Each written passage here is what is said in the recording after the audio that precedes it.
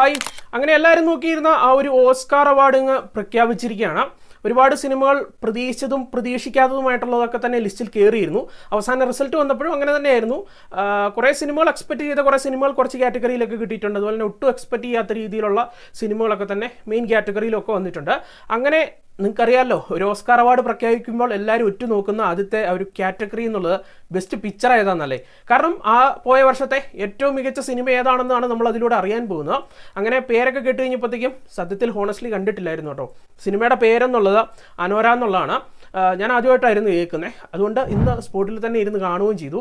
ഒരു romantic comedy drama ജോണറിൽ വരുന്നൊരു സിനിമയാണ്. എന്തായാലും ഓസ്കാറൊക്കെ കിട്ടിയതല്ലേ, എങ്ങനെയുണ്ടെന്ന് നോക്കാം. സിനിമയുടെ കഥ എന്നുള്ളത് ഇത്രേ ഉള്ളൂ. നമ്മുടെ ചിത്രത്തിലെ നായിക, അവളുടെ പേരാണ് ടൈറ്റിൽ സൂചിപ്പിച്ചിരിക്കുന്നത്, അനോര എന്നുള്ളത്. അല്ലെങ്കിൽ അവളെ അനി എന്നും വിളിക്കും. അവളൊരു പബ്ബിലെ ഒരു ഇറോട്ടിക് ഡാൻസറാണ്. അപ്പോൾ നിങ്ങൾക്ക് കാര്യം കുറച്ചെങ്കിലും മനസ്സിലായി കാണും എന്താണ് അവളുടെ ജോലി, തൊഴിലിൻ്റെ സ്വഭാവം എന്നൊക്കെയുള്ള. എന്തായാലും ഒരു പണച്ചാക്കായിട്ടുള്ള ഒരു 21 വയസ്സുകാരൻ ആ പബ്ബിലേക്ക് എത്തുന്നു. തുടർന്ന് നായികയായിട്ട് പരിചയപ്പെടുകയും ചെയ്യാണ്.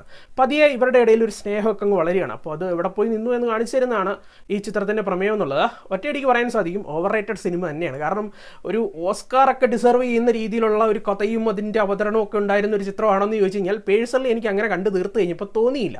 ഇപ്പം ഈ സിനിമയുടെ കഥ എടുക്കുകയാണെങ്കിൽ ഒരു ടിപ്പിക്കൽ സ്റ്റോറി തന്നെയാണ്. ഓക്കെ, അതായത് 2.5 മണിക്കൂർ എടുത്ത് സിനിമ പോകുന്നുണ്ട്. ഈ 2.5 മണിക്കൂർ കൊണ്ട് പ്രേക്ഷകരിലേക്ക് കാണിച്ചു തരുന്ന ആദ്യ പകുതി ഒരു 40-50 മിനിറ്റ് കുറേ സെക്സ് സീൻസ് ഒക്കെയാണ്. അത് ശരിക്കും പറഞ്ഞാൽ ഒരു ഇറോട്ടിക് ഡ്രാമ പോയില്ലേ. ഓക്കെ, ആ ഒരു രീതിയിലാണ് സിനിമയുടെ ആദ്യ ഒരു പകുതിയൊക്കെ പോകുന്നത്. അത് ഇവരുടെ തമ്മിലുള്ള ഇമോഷണൽ ബോണ്ടിങ് ഒക്കെ കാണിക്കാനാണ്. അത് അത്രത്തോളം ഡീപ്പായിട്ടാണ് അതൊക്കെ കൊടുത്തിരിക്കുന്നത്. ഓക്കെ, അത്തരത്തിലുള്ള കുറേ കാഴ്ചകളൊക്കെ ഉണ്ട്. അത് ഇഷ്ടപ്പെടുന്നവർക്ക് ഇഷ്ടപ്പെടുമായിരിക്കും. അതിനുശേഷം നായിക ഒരു പ്രശ്നത്തിലേക്ക് കടക്കുകയാണ്. പിന്നെ അവൾ അതിൽ നിന്നും എന്തൊക്കെ നേരിടേണ്ടി വന്നു എന്നൊക്കെയാണ് കാണിച്ചു തരുന്നത്. അതൊക്കെ പക്കാ പ്രഡിക്റ്റബിൾ ആണ്. സിനിമ തുടങ്ങി കഴിയുമ്പോഴേ ഒരു കോമൺ സെൻസ് വെച്ചിട്ട് പ്രേക്ഷകർക്ക് ഈ കഥ മൊത്തത്തിൽ നമുക്ക് പ്രെഡിക്റ്റ് ചെയ്യാൻ സാധിക്കും. അങ്ങനെ അറിയാവുന്ന ഒരു സംഭവത്തെ തിരക്കഥയിലൂടെ ഒക്കെ തന്നെ കുറേ ഇൻസിഡൻ്റ് ഒക്കെ വെച്ചിട്ട് പിന്നെ സെക്കൻഡ് ഹാഫിൽ പ്രേക്ഷകരെ പൊട്ടിച്ചിരിപ്പിക്കാനൊക്കെയാണ് ശ്രമിച്ചിരിക്കുന്നത്. കുറേ ദ്വയാർത്ഥ പ്രയോഗങ്ങളും ചീത്തവിളിയും അങ്ങനെയുള്ള മോശ പ്രയോഗങ്ങളൊക്കെ ഉപയോഗിച്ച് കുറേ പരിപാടിയൊക്കെ കാണിച്ച് ചിരിപ്പിക്കാൻ ശ്രമിക്കുന്നുണ്ട്. ഈ ഒരു സിനിമയുടെ ജോണർ അതാണ്, കോമഡി ഡ്രാമ എന്നുള്ളതാണ്. പക്ഷേ എനിക്കത് ചിരിയൊന്നും വന്നില്ല. പിന്നെ ആകെ കൂടി സിനിമയുടെ കണക്റ്റായ ഒരു വിഷയം എന്നുള്ളത് ഈ നായിക കഥാപാത്രം, അവളുടെ ആ ഒരു ഇമോഷൻ. അതിൽ പൊളിറ്റിക്കലി കുറച്ച് കാര്യങ്ങളൊക്കെ ഉണ്ട്. നമ്മൾ അതിനെപ്പറ്റി ഒന്നും കൂടുതലായിട്ട് സംസാരിക്കുന്നില്ല. അല്ലെങ്കിൽ ഒരു മനുഷ്യൻ അവൻ്റെ സാഹചര്യം, അതിനെ ചൂഷണം ചെയ്യുന്നവരെന്നൊക്കെയുള്ള കുറേ കാര്യങ്ങളൊക്കെ ഉണ്ട്. അതൊക്കെ അത്യാവശ്യം ഓക്കെ വർക്കൗട്ട് ആവുന്നുണ്ട്. പക്ഷേ ഒരു ടോട്ടാലിറ്റി എടുത്ത് പരിശോധിക്കുമ്പോൾ ഒരു ഓസ്കാർ, അതിലൊരു ബെസ്റ്റ് പിക്ചർ എന്നുള്ള ആ ഒരു കാറ്റഗറിയിൽ സെലക്ട് ചെയ്യാൻ മാത്രമുള്ള ഒരു സിനിമയാണോ ഇതെന്ന് എനിക്ക് തോന്നിപ്പോയി. ഇപ്പോൾ ഈ ഒരു സിനിമയുടെ ടെക്നിക്കൽ സൈഡ് നോക്കുകയാണെങ്കിലും മ്യൂസിക് വർക്കും ഉള്ളായിരുന്നു, എഡിറ്റിംഗ് വർക്കും ഉള്ളായിരുന്നു. അത്യാവശ്യം കുഴപ്പമില്ലാത്ത രീതിയിലാണ് നിൽക്കുന്നത്. കൂടാതെ ഈ ഒരു സിനിമയ്ക്ക് കുറേ അവാർഡുകൾ കിട്ടിയിട്ടുണ്ട്. Best picture, best original screen play, best editor, best actress, അങ്ങനെ കുറേ പരിപാടിയുണ്ട്. Best director. അപ്പോൾ ഇതിൻ്റെ ആക്ട്രസ് ആയിട്ട് എത്തിയിട്ടുണ്ടായിരുന്നത് മിക്കി മാഡിസൺ എന്ന് പറയുന്ന ആളാണ്. ആ ഒരു ആക്ട്രസിനാണ് ഈ ഒരു പ്രാവശ്യത്തെ മികച്ച നടിക്കുള്ള അവാർഡും കിട്ടിയിട്ടുണ്ടായിരുന്നത്. അപ്പോൾ എൻ്റെ ചോദ്യം ഇതാണ്, ആ ഒരു ക്യാരക്ടറിന് കുറച്ച് ബോൾഡ്നെസ് ഉണ്ട്, അല്ലെങ്കിൽ കുറച്ച് ബോൾഡായിട്ടുള്ള ക്യാരക്ടറാണ്, കുറച്ച് ന്യൂഡും കാര്യങ്ങളൊക്കെ കാണിക്കണം. ഓക്കെ, അതവിടെ നിൽക്കട്ടെ. അതുപോലെ അവൾക്ക് വ്യക്തമായിട്ടുള്ള ഇമോഷൻസ് ഉണ്ട്. അതൊക്കെ കൊണ്ടായിരിക്കാം ആ ഒരു ക്യാരക്ടറിനെ സെലക്ട് ചെയ്തത്, അല്ലെങ്കിൽ ആ ഒരു ആർട്ടിസ്റ്റിനെ മികച്ച രീതിയിൽ കൊണ്ടുവന്നിട്ടുള്ളത് കൊണ്ടായിരിക്കും സെലക്ട് ചെയ്തിട്ടുണ്ടാകുക. പക്ഷേ എൻ്റെ ചോദ്യം എന്നുള്ളത്, ഇതിലും എത്രയോ ബെറ്ററായിട്ട് 2 ആർട്ടിസ്റ്റുകൾ ഒരു സിനിമയിൽ ഒരു കിടിലൻ പ്രകടനം കാഴ്ചവെച്ചിട്ടുണ്ടായിരുന്നു. നമ്മൾ കഴിഞ്ഞ വർഷം കണ്ടിട്ടുണ്ടായിരുന്ന ആ ഒരു സബ്സ്റ്റൻസ് എന്ന് പറയുന്ന സിനിമയ്ക്കുള്ളിൽ നിങ്ങൾക്കറിയാമല്ലോ 2 നായിക കഥാപാത്രങ്ങളുണ്ട്. 2 പേരും ഔട്ട്സ്റ്റാൻഡിംഗ് ആയിട്ടുള്ള പെർഫോമൻസ് ആണ് കൊടുത്തിട്ടുണ്ടായിരുന്നത്. എസ്പെഷ്യലി മാർഗറ്റ് കൊല്ലി അല്ലെങ്കിൽ ഡെമി മൂരെ, ഈ 2 പേരുടെ പ്രകടനങ്ങളും ഏകദേശം താരതമ്യം ചെയ്യുമ്പോൾ ഒരുപോലെ തന്നെയാണ്.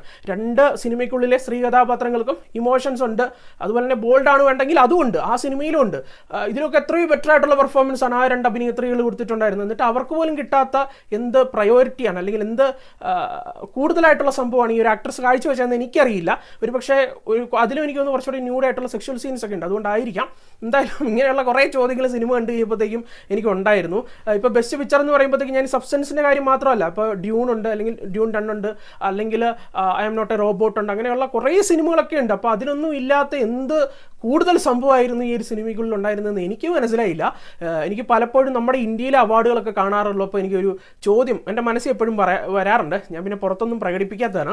അത് ഈ അവാർഡൊക്കെ പലപ്പോഴും സെലക്ട് ചെയ്യുമ്പോഴത്തേക്കും അവർ പ്രയോറിറ്റി കൊടുക്കുന്നത് സിനിമയ്ക്കുള്ളിലെ സ്ത്രീ കഥാപാത്രങ്ങൾ എന്താണ് ന്യൂഡായിട്ട് അഭിനയിക്കണം, അങ്ങനെയുള്ള സിനിമകളാണ് മികച്ചത്, അതാണ് കുറേ കലാമൂല്യം ഉള്ളതെന്നൊക്കെ കരുതുന്ന പോലെ എനിക്ക് പലപ്പോഴും തോന്നാറുണ്ട്. ഇവിടെ എനിക്ക് അങ്ങനെ ഒരു ചോദ്യം എനിക്ക് വന്നായിരുന്നു, ഇനി അതുമല്ല വേണമെന്ന്. കാരണം അതിനപ്പുറത്തേക്ക് സിനിമയിൽ വലിയ സംഭവമൊന്നും ഇല്ലെന്നേ, നിങ്ങൾ കണ്ടു തന്നെ ഒന്ന് നോക്കുക.